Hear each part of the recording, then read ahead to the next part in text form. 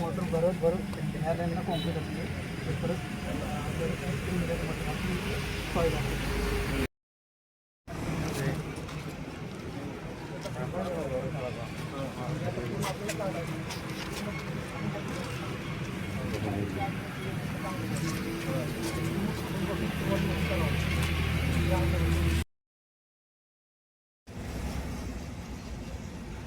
ठीक आहे, तुमचं आता हे काम तुम्ही पूर्ण कधी करताय?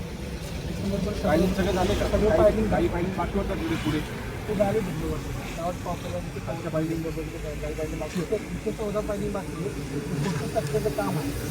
14 पायलिंगमध्ये तेवढा पावसाळा डिसेंबरपर्यंत काय म्हणताय? पर्याय ना पूर्ण माती कुठे कुठे बघा ह्या इथं खाली स्पॉट आहे बघा. त्याने मी कधी सांगितलं करून द्या म्हणून, पण त्यांनी केलं नाही. त्यांना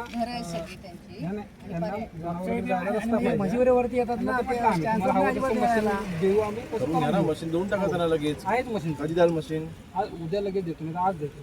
आज देऊन टाका मशीन लगेच त्यांना, करून द्या ते काम. बरोबर हो तुम्ही वरती येऊन फिलिंगचं काम राहते. लगेच फिलिंगचं काम चालू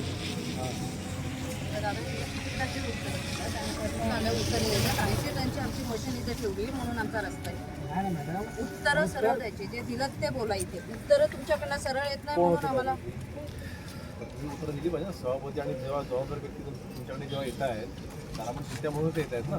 मग त्याला व्यवस्थित उत्तर देणं ही तुमच्याकडनं अपेक्षित आहे, बरं का? आणि त्यांनी तुम्हाला जसं मला तुम्ही सांगताय हे तुम्ही तसे चांगलं तुम्ही त्याच ग्रामीण तुम्ही समजून सांगितलं पाहिजे. त्यासाठी 42 कोटीची नळपाणी योजना या ठिकाणी मंजूर झाली आहे. काल खासदार सुनील तटकरेंनी या संदर्भामध्ये माध्यमांना माहिती दिली आणि कशा प्रकारे त्यांनी मंजूर करून आणली याच्याबद्दल सांगितलं. नाही, त्यांनी कशाप्रकारे मंजूर करून आणली ह्याचा खुलासा केला असं बरं झालं असतं. फक्त मी जेव्हा माझ्या सोशल मीडिया पोस्टवरती GR टाकला, खरं तर माननीय एकनाथ शिंदे साहेबांच्याकडे असलेलं नगरविकास खातं ह्याची ज्यावेळेस बैठक झाली, त्या बैठकीच्या ज्यावेळेला मिनिट्स आले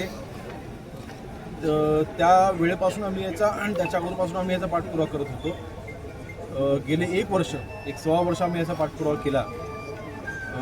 रोडगेजी याचे CEO आहेत मंडळ नगरपंचायतचे, त्यांच्या संपर्कामध्ये राहून आमच्या नगरसेवकांनी सगळा प्रस्ताव तयार करून घेतला.